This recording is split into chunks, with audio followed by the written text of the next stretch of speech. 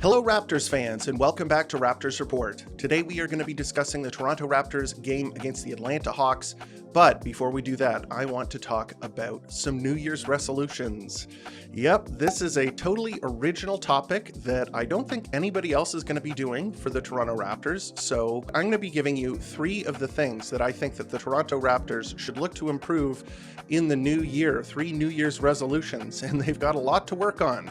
As evidenced by last night's game and the past couple of games, they have just been getting wrecked. So without any further ado, let's jump right in. The first thing that the Toronto Raptors need to do in the new year is play better defense. The Toronto Raptors have 3 straight games where they have given up over 130 points, which is absolutely atrocious. It's one of the worst defensive streaks that I have seen the Raptors give up ever. It is really disheartening to watch other teams play so free and easy, shoot open shots, make easy plays, score inside. And one of the reasons for that is because, Poeltl had that groin injury and he hasn't been available, and that could have helped in some of the games, but he was back last night and he was doing an okay job in the Hawks game. Unfortunately, the rest of the team is not showing the urgency and determination that they showed earlier in the season, where they were playing other teams tight and making things close. And part of that, I'm sure, is also Davion Mitchell has not been playing. So there are a couple of defenders that are missing from the lineups that have really hurt the Toronto Raptors. The Toronto Raptors getting healthy, having Scottie Barnes, Poeltl, and Davion Mitchell playing major minutes is going to help their defensive identity.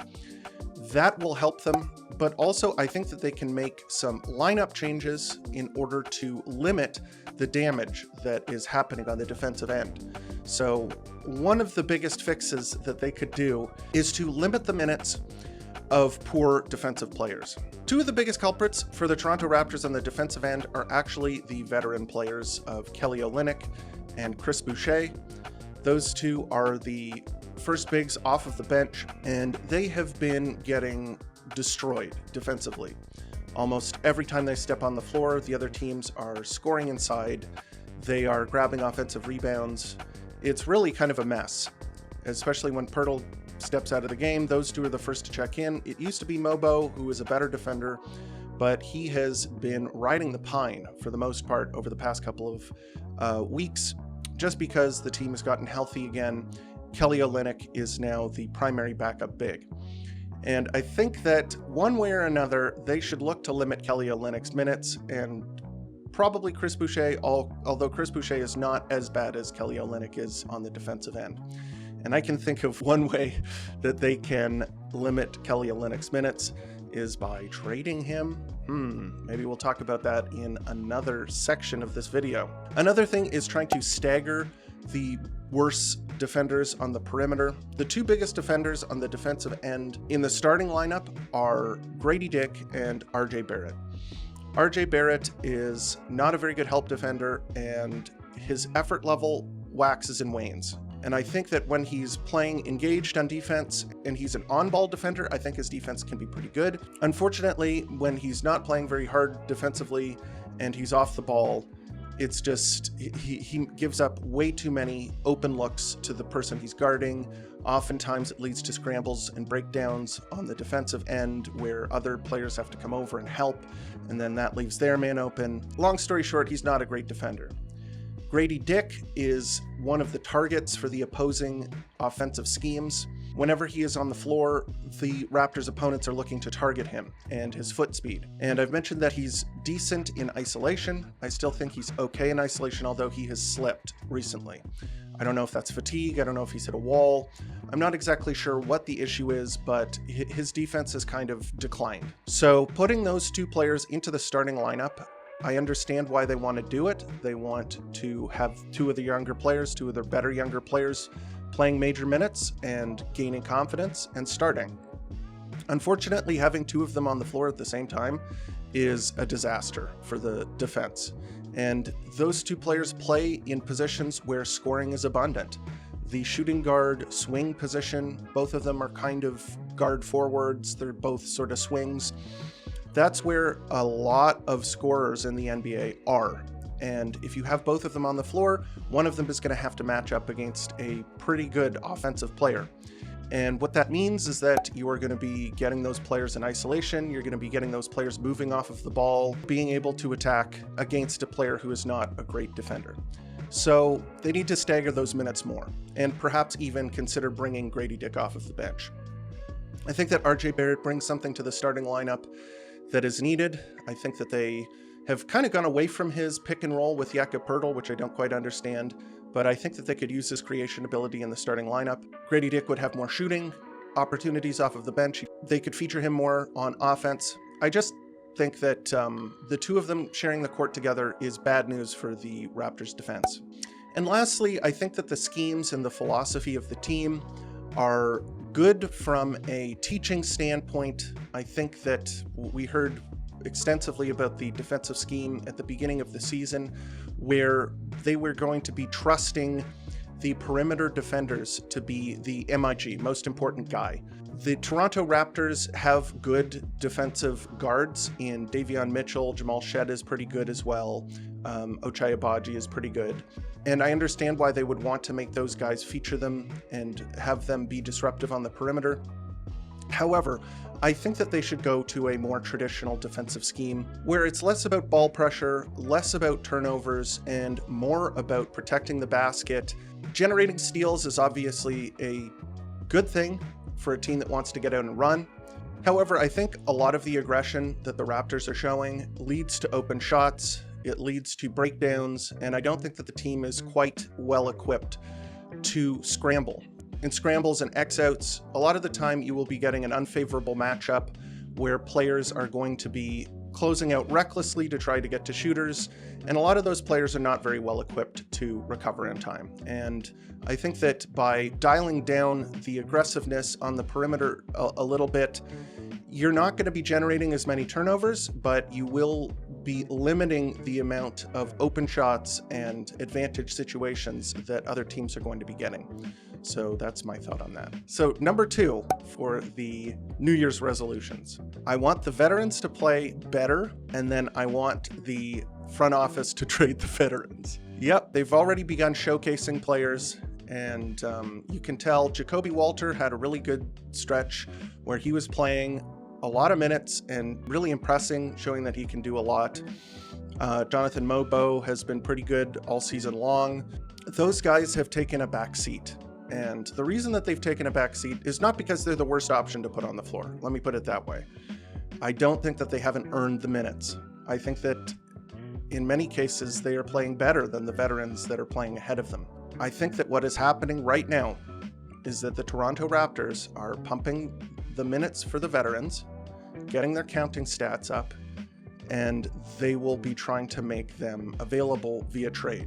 So I think that they are going ahead with this New Year's resolution, but I would like the veterans to play a little bit better. This goes mainly to Kelly Olynyk and Chris Boucher.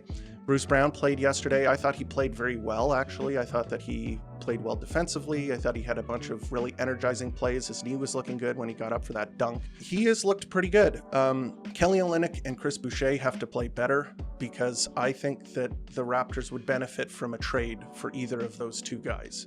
And Jakob Poeltl has obviously played well the entire season, so he doesn't need to prove anything. If they're going to trade him, I mean, it would be bad for my sanity. But I would like to see some trades made to allow the Raptors to completely go in the direction of a youth movement. Because if they are going to lose, I want to see improvement. I want to see the young players playing well. And I get that the showcase is happening right now, and the Raptors want to show other teams that these veterans are healthy, show them what they can do. But I would rather have them get traded sooner rather than later, as long as the deals are sensible. So that's resolution number 2. Vets play well and then trade them. And the last New Year's resolution, and this is more of a pride thing. I don't want the Toronto Raptors losing streaks to get out of hand. So the Toronto Raptors are already on a 10-game losing streak. The Toronto Raptors record when it comes to losing streaks is 17 games in a row, and that happened in 1997. Unfortunately, the Raptors almost got to that last season during that horrendous stretch of games when everybody was injured. They got up to 15 games in a row, 15 losses in a row. And they are at 10 losses, and they will probably get to 11 because they're playing Boston in Boston on New Year's Eve. But I would like it if the Toronto Raptors were to nip that in the bud. And if any other losing streaks start, I don't want them to get to the shameful point. I'm not expecting this team to win a ton of games. I don't even know if it's good for the Raptors to win a ton of games at this point, but I would rather not be in the history books. I would rather this season just be one of those banal ho-hum losing seasons, rather than being the poster child of patheticness, the figurehead of futility, the prototype of pointlessness, like some of the other horrible teams of the past, like, the Trust the Process 76ers, where hovering around single digits wins for the season. I think that they can pick up a win against the Brooklyn Nets, who they play after the Boston Celtics. They play them on the 1st, and they'll have a chance to win that game, even though it's on the second night of a back-to-back. It is at home, and the Raptors are relatively healthy, so hopefully they can just stop that losing streak at 11. And that's what I'm really hoping for, is if they're going to lose games, lose them in bunches of like 5. Stop at 5. You get to win a game every 5 losses. How about that?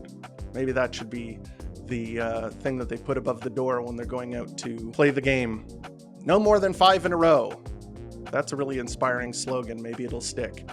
Anyhow, those are my 3 New Year's resolutions. Improve the defense, play the vets, play well, and then trade them, and then don't let losing streaks get out of hand. And on that note, why don't we go to the player evaluations? Because last night, the Toronto Raptors played a horrendous game against the Atlanta Hawks. And we'll start with the guy who I think had the best night in the starting lineup, which isn't saying much. He didn't even have that great a night, but his presence on the defensive end was good, and it was his first game back from that groin injury. I'm talking about Jakob Poeltl. 13 points on 8 shots, 6 rebounds, 1 assist, 2 steals, 3 blocks, and 4 turnovers. And what was notable about his return was that the Raptors, when he was on the court, were not as horrible defensively as they have been. He was a negative 25 for the game, which wasn't the worst in the starting lineup, but it wasn't good. It means that the Raptors were very bad just in general with the starting lineup on the floor. I think that might just be collateral damage from the other players who were playing. I thought his defense was pretty good. He did have a couple of mistakes, though. He was one of the problems with the turnovers. He had 4 turnovers. He wasn't the worst defender there, but he was the second worst. I think that his defense made up for it. The 3 blocks were big, especially in the first quarter. The Raptors turned the ball over a gazillion times in the first quarter, and he was one of the reasons that the score didn't get out of hand. The Hawks, after they made 6 turnovers, the Raptors did. Hawks were only up by 1 point, which was a testament to what Poeltl was doing. He was blocking shots around the rim. I think he had 2 blocks in that time. He grabbed a couple of rebounds there too. He only played 27 minutes in the game, which I think is pretty wise because he just got back from injury. I think everybody was kind of poor this game, and with the 4 turnovers, he wasn't great either, but on defense, I think he was good, and then on offense, he was okay. Next up, we'll go to Scottie Barnes, because he was similar to Poeltl in that I thought his defense was okay, and he was doing stuff, and he was trying to play hard, like you could tell that he was really going, but it didn't work out for him. He had 19 points, 8 rebounds, 5 assists, 3 steals, and 8 turnovers. 8 turnovers is hard to stomach. That is very poor from your starting point guard, I suppose, your primary playmaker. The biggest issue with Scottie Barnes, and I think the Hawks' defensive strategy was pretty smart. The Toronto Raptors like to make difficult passes. I've explained this in other videos, where one of the best scoring opportunities that the Raptors get is via a difficult but accurate pass, where they'll throw a skip pass or an interior pass where they get it into the hands of a player who's open or in a position to score around the basket. And those are some of the best passes that you can make if they're on target and they make it to the player, because they get a scoring opportunity, a real scoring opportunity. The unfortunate part is that those passes are more easily picked off by the defensive team. And the Hawks read the scouting report. They understood that this is what a lot of the Toronto Raptors offense is based around, is making quick and difficult passes. There's a player who is open, but in between yourself and that player, there is a defender. and a lot of the time you have to get it past that defender to get to the open player. And the Hawks were kind of sitting and lying in wait, ready to spring a trap and grab those difficult passes, and they did it over and over and over and over again. The Raptors turned the ball over 31 times that game, and it wasn't a Scottie-only problem, but as the lead playmaker on the Toronto Raptors, it was a large majority of his problem. One of the responsibilities of the primary playmaker is to put pressure on the basket, force defenses to come over and guard you. So not a very good game from him on that, and I think that he did play good defense. I think his defense was strong, and I have to compliment him on his fadeaway jump shot, driving into the paint, and then turning around in that fadeaway in the mid-range has been a very good signature move for him. I think that I prefer it to the three-point shot jacking off of the dribble. I think that that's a shot he can generally create for himself if he wants to. It doesn't rely on him getting all the way to the rim, which has been an issue for him. And it's like a happy medium between jacking up a ton of threes and trying to get all the way to the rim. And I think that if he keeps that up, that could be a fruitful play for him. But not a great game from him, but nobody really had a great game. RJ Barrett is next. I think on offense, RJ Barrett had a good game. 17 points on 13 shots. He missed most of his threes. He was 1 of 5 from 3. A lot of them were catch and shoot. A lot of them are shots that I'm comfortable with him taking, so no big complaints there. He went to the line quite a bit. He was 6 of 8 from the line. 6 rebounds, 4 assists, 3 turnovers, so it wasn't like he was turning the ball over willy-nilly. The problem with RJ, and I mentioned this in the lead up, is that the defense is not very good, and he wasn't very engaged this game, in my opinion. He allowed players to back cut him. He allowed players to drive around him. It looked as though he was caught flat-footed a couple of times. A lot of the time it looked like he was not giving a very good effort on that end. And unlike Pirtle and Scottie Barnes, who were playing pretty tough and being engaged and trying to play defense, I feel like RJ, sometimes when he's not dialed in, can give you these sleepwalking performances on the defensive end, and it's just not very good, even though I think he had a strong offensive game. Next up, we'll go Ochai Agbaji. I don't think Ochai Agbaji had a very good game. 3 points. He only made 1 3. That's where the points came from. 4 rebounds, 3 assists, 2 turnovers. I thought his defense was meh. Nothing really to talk about here. I don't think he had a good game. One of those invisible games on offense, and then honestly kind of invisible on defense as well. And he only really played 18 minutes. He was not a contributor this game. Last up, and I think probably the worst performance in the starting lineup, goes to Grady Dick. So RJ Barrett had a good offensive performance, bad defensive performance, where you could say that he had an average game. Grady Dick had a bad offensive performance and a pretty catastrophic defensive performance. I think that he was one of the main offenders on defense. I thought his defense was very poor in a number of regards. Talked about this at the beginning of the episode. He had 6 points on 12 shots. He missed a bunch of gimmies around the rim. He was 0 of 3 from 3, 6 rebounds, 1 assist, 2 steals, 2 turnovers. His handle still looks a little shaky.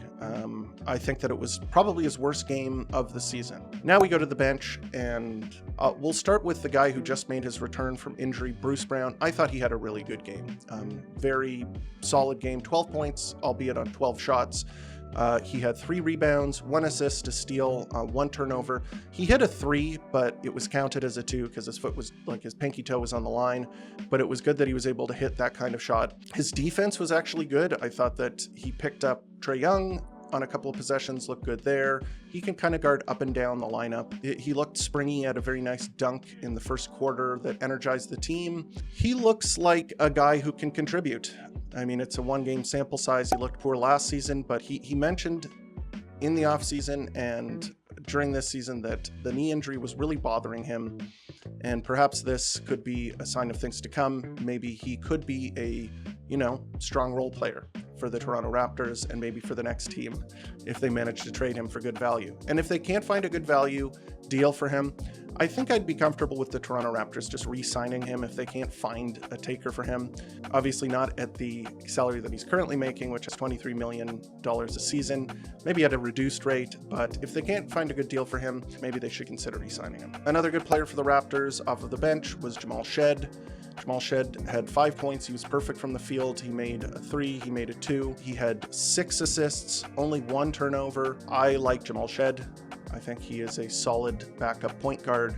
He looks like he knows what he's doing with the ball in his hands. He can make accurate passes.